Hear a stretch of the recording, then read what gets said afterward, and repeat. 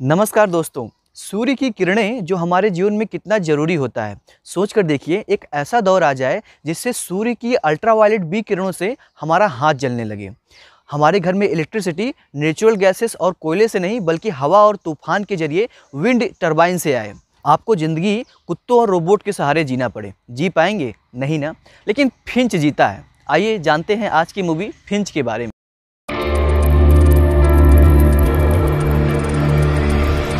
Movie की शुरुआत में Finch bye bye Miss American Pie song गा रहा होता है। वो डूबी नाम के एक रोबोट के साथ दिन में खाने की तलाश में होता है। दरअसल वहाँ पे ओजोन लेयर के डिप्लेशन होने के बाद सूर्य की अल्ट्रावायलेट बी किरणें धरती पर आने लगती हैं, जिससे केवल रात में ही लोग घर से बाहर निकल सकते थे। लेकिन फिंच केवल दिन में बाहर निकलता था। रेडिएशन से बचने के लिए वो पूरे बॉडी पर यूवी सूट पहनता था। दोस्तों, ओजोन लेयर की डिप्लीशन होने से सूर्य की अल्ट्रावायलेट बी किरणें आपके बॉडी सेल्स को डैमेज कर देती हैं, जिससे कैटरेक्ट्स यानी मोतियाबिंद और स्किन कैंसर जैसी बीमारी होती हैं। फ्लिंच के पास एक डॉग है जिसे वो इंसानों की तरह ट्रीट करता है। वो उसे स्क्रैच करता है, फीड करता है। वो एक नया रोबोट बना रहा होता है जिसमें वो रिक्रिएशनल व्हीकल यानी आरवी और कुत्तों की जानकारियाँ फीड करता है।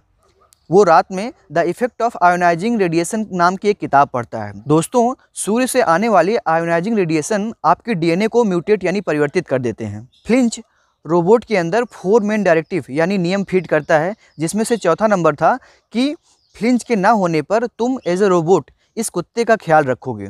अचानक उसके लैब में बिजली चली जाती है तो वो तेज हवा से चलने वाले विंड टरबाइन को फिक्स करता है। ये एक ऐसा सेटअप होता है जो रोटेशनल एनर्जी को इलेक्ट्रिकल एनर्जी में कन्वर्ट कर बिजली पैदा करता है।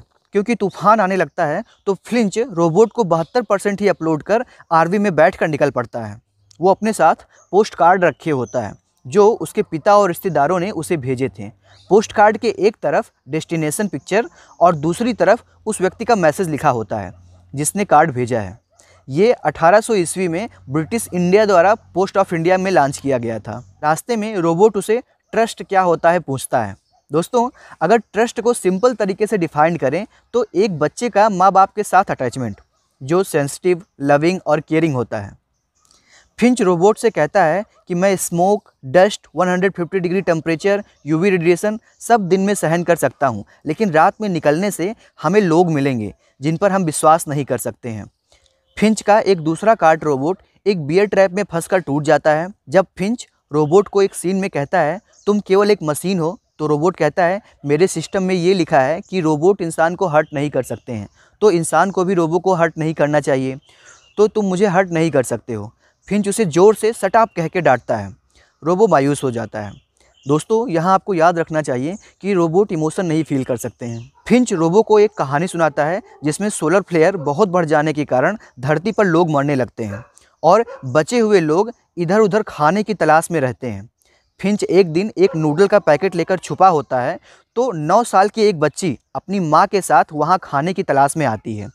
वो वहाँ से कुछ खाना लेकर जा ही रही होती हैं तो कोई दूसरा आदमी उन्हें गन पॉइंट पर रखकर उनसे उनका खाना मांगता है और जब वो कहते हैं कि मुझे अकेला छोड़ दो, तब उन पर बंदूक चला देता है। फिंच ये सब छुपकर देख रहा होता है और फिर उसे उनके सामान में ये कुत्ता पड़ा मिलता है।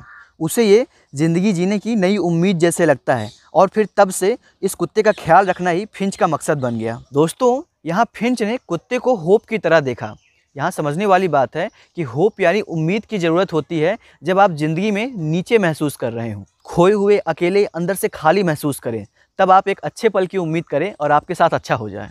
उसे सैन फ्रांसिस्को के नज़दीक एक जगह मिलता है जहां अल्ट्रावायलेट बी रेडिएशन बहुत कम रहता है, तो वो वहां उतरकर सूर्य की किरणों को महसूस करता है। दोस्तों, वैसे हमें पता है कि सूर्य की रोशनी से हमें विटामिन डी मिलता है जो हमारे भोजन से कैल्शियम और फास्फोरस को एब्जॉर्ब करने में मदद करता है।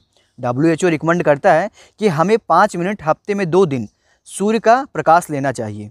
फिंच कहता है कि तुम एक रोबोट होने की वजह से मुझे बता सकते हो कि गोल्डन ब्रिज में कितने रिविट यानी कील लगे हैं, कितने मीटर लंबा केबल लगा है, ब्रिज की ऊंचाई कितनी है। लेकिन उस ब्रिज पर खड़े होकर उसके शानदार नज़ारे को देखना, ब्रिज के केबल को झूमते हुए देखना, ये एक वास्तविक अनुभव है जो केवल इंसान कर सकता है। अनुभव को सोचना नहीं बल्कि उसे जीना होता है। दोस्तों, यही अर्थ होता है जानने और अनुभव करने के बीच में। फिंच कहता है जब मैं मर जाऊँगा तो तुम वो करना जो ज़रूरी है, और फिर फिंच मर जाता है। रोबोट उसकी बॉडी को प्रॉपर तरीके से जलाता है और फिर उसी ब्रिज पर जाता है जिसे फ्रिंच ने बताया था। रोबोट उदास हो जाता है और कहता है, अब मैं क्या करूं? मुझे क्या करना चाहिए? फिंच अगर मेरी जगह होता तो क्या करता? अचानक उसे याद आता है कि अगर वो होता तो कुत्ते के खाने का ध्यान ज़रूर रखता, और वो भी वही करने लगता है। और फिर से bye bye American Pie song के साथ मूवी का एंड हो जाता है। Bye bye Miss American pi, drove my CB to the Libby but the Libby was dry, then good old boys were drinking whisky and राई, singing this will be the day that I die. What a song. Link description में है, आप चाहे तो सुन सकते हैं। Please share the video and subscribe our channel. धन्यवाद।